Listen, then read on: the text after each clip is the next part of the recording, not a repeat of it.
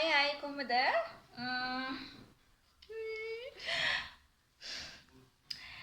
මම දැන් ගමනක් යනවා. ගෙදරට බරු ටිකක් අරගෙන මම චූටි කොණ්ඩයක් ගෙතුවානේ. මේ මට මෙච්චරයි කොණ්ඩේ තියෙන්නේ. මම කොණ්ඩේ කැප්පු මේ අවුරුද්දේ. ඉතින් මෙච්චරයි කොණ්ඩේ තියෙන්නේ. මම ඉතින් මේ කොණ්ඩේ කපලා තියෙන්නේ. මම ආසයි යන්නේ එහෙම. ඒක ලස්සනයිනේ. මේ ලස්සනයි මට හිතන ලස්සනයි කියලා. මට ලස්සනයි කියලා හිතන්නේ ඉතින්. මේ දැන් යනවා ගිහිල්ලා බරු ටිකක් අරගෙන තාම මොනවද මම කරගන්න හිටියේ මෙතන ලිස්ට් එක මේ ටිකත් අරගෙන මට මහන මැෂින් එකට රෙදිත් අරගෙන කරන වීඩියෝ එකට බඩුත් අරගෙන කියලා අරගෙන ආව ළමයි මෙන්න මේක මේකේ තියෙනවා කෑලි මොනවද දන්නේ මෙන්න මෙයාගේ ටෝයි එක එයා දවස් ගියොත් එළියට මේක සෙට් කරන්න ඕනේ. මේක සෙට් කරන්න ඕනේ. බබා කියන බා මේක සෙට් කරන්න ඕනේ. පෙන්නන්න කැමරාවට පේන්නේ ඊට පස්සේ මේක සෙට් කරා මේක බීම කරකවන්න ඕනේ. ෂා එළුසේ ඊට පස්සේ වැඩි ලොකු මේක පොෂ අහුලද මේකට හරි I love you shape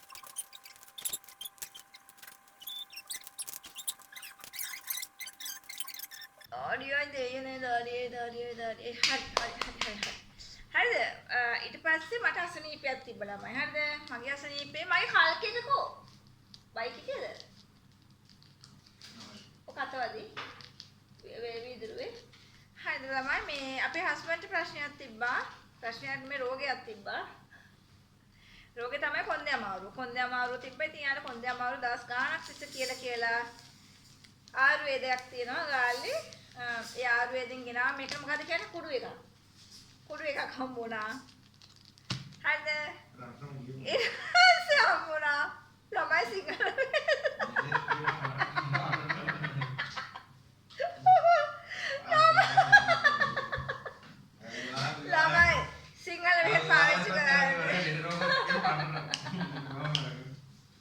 ළමයි සිංහල බෙහෙත් පාවිච්චි කරන්නේ මේක තෙල් එකක් හොදට හම්බුණා ඔයාලා ගාලා ලවට නම් ඉන්නේ ආයුර්වේදයට යන්න මේ තෙල් බෙහෙත් ගොඩක් දෙනවා මේවා මේ අරක්කු බෝතල් දෙන්නේ කමන්නේ මේක බොන බෙහෙත හරිද මේක කුඩු දෙක හරිද ඊට පස්සේ මට යන්න වෙන ડોක්ටර් ගාව තාජුටින් ආයන්න මේක බින්දෙන්න ගියාලා මේක මේ දෙක මේක බබාට කන්න ඇයා කෑම කන්න නැති නිසා ඉල්ලගෙන ආව මොනවද මේ ආදිස්ටයක් ඉල්ලන් ආවා දන්නේ නැහැ ඉතින් බොයිත් දන්නේ මං ඉතින් ඉල්ලන් ආව නොමිලේ නිසා අරන් ආවා හරිද ඊට පස්සේ ගෙනාවා මේක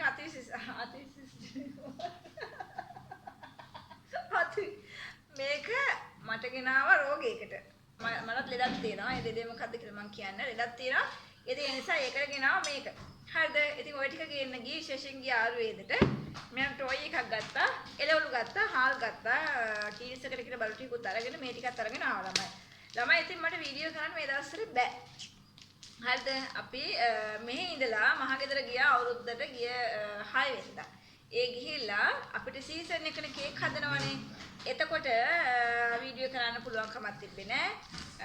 ෆෝන් එක අතරවත් ගන්න පුළුවන් කමක් තිබ්බේ නෑ. ඉතින් ඊට පස්සේ අපි සැරින් මෙහි එනකොට ළමයි ප්‍රශ්නයක් වෙලා තිබ්බා. මීයක් පැනලා ගෙට බාත්රූම් එකෙන් හරි කොහෙන් හරි මීයක් ඇවිල්ලා අපේ අල්මාරි රෙදි ටික කපලා ගිහින්. ඒ නිසා එනකොට අපි අස් කළ ලස්සනට තිබිච්ච ගේ විනාශ වෙලා තිබුණා. ඉතින් ඒ නිසා සත් දෙකක් විතරනේ ඒ නිසා අපි ආපු ආවා. අපි 6 වෙනිදා ගියේ.